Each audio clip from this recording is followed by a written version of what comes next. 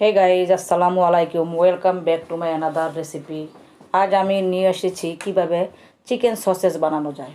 Chicken sausages বানানোর জন্য আমি এখানে যা যা নিয়েছি তা আমি আপনাদেরকে দেখাচ্ছি। আমি এখানে বোনলেস 1 কাপ মুরগি মাংস নিয়েছি। এখানে আমি 1 চামচ আদা বাটা, রসুন বাটা, ধনিয়ার গুঁড়া, জিরার গুঁড়া, রাঁধুনি গুঁড়া, মরিচের লবণ নিয়েছি। এখানে আমি 2টা পেঁয়াজ কেটে এবং লাল মরিচ নিয়েছি। এখানে 3 পিস পাউরুটি ধুয়ে আমি চিপে রেখেছি।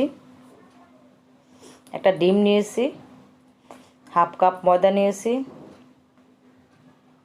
এখানে সয়া সস নিয়েছি, টমেটো সস নিয়েছি, ব্ল্যাক পেপার নিয়েছি, টেস্টিং সল্ট নিয়েছি।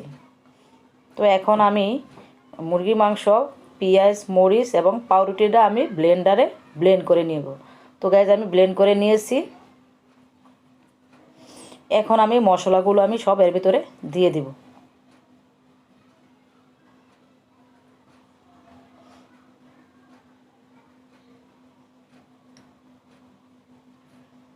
টেস্টিং সল্ট দিব 1/2 টিস্পুনের মতো।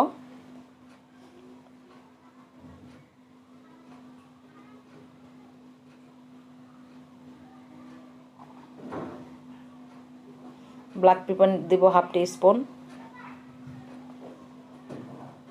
সয়া সস দিব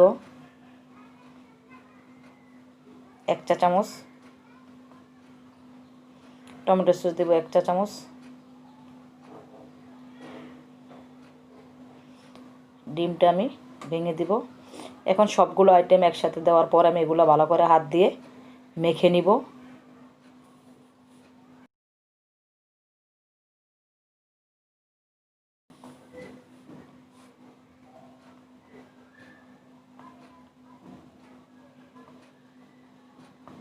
তো গাইজ, ডিমটা ফ্রিজ থেকে আধা ঘন্টা আগে নামিয়ে রাখবেন। এখন আমি 1/2 কাপ ময়দা দিয়ে দিলাম। আপনারা ময়দা আপনাদের অনুযায়ী দিতে পারেন। যদি বেশি পাতলা হয়ে যায় তাহলে ময়দার পরিমাণ বাড়িয়ে দিবেন। আমি এখানে 1/2 কাপ নিয়েছি। এখন আমি কিচেন পেপার নিয়েছি। কিচেন পেপারে আমি এগুলা দিয়ে লম্বা লম্বা করে দিয়ে এগুলোর আমি আটকে দিচ্ছি।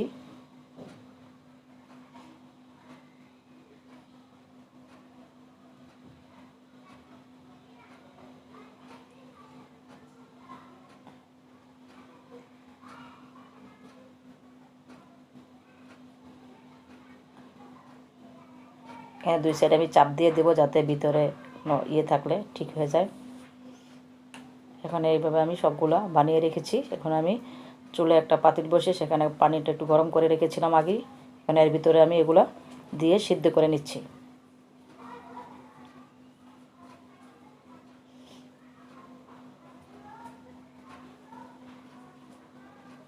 সিদ্ধ হয়ে গেছে। এখন আমি পলিথিনটা সরিয়ে এগুলো আমি আধা ঘন্টা আমি ফ্রিজে রেখে দেব। ঠান্ডা হওয়ার পর আমি চুলায় ফ্রাই প্যান বসে সেখানে কিছু তেল দিয়ে এগুলো আমি ভেজে নিব। তো গাইজ, আপনারা ইচ্ছা করে এটা ফ্রিজিং করে রেখে দিতে পারেন বা সাথে সাথে ভেজেও খেয়ে দিতে পারেন। ফ্রিজিং করে রাখলে এটা 1 মাস 1.5 মাস ভালো থাকে। তো হয়ে গেল আমাদের সুন্দর মজাদার স্পাইসি চিকেন সসেস। গাইজ, আমাদের চ্যানেলটা দেখবেন, আমাদের ভিডিও সাবস্ক্রাইব করবেন। যারা এখনও সাবস্ক্রাইব করেন নাই প্লিজ সাবস্ক্রাইব করতে ভুলবেন না। আল্লাহ হাফেজ, ভালো থাকবেন, সুস্থ থাকবেন।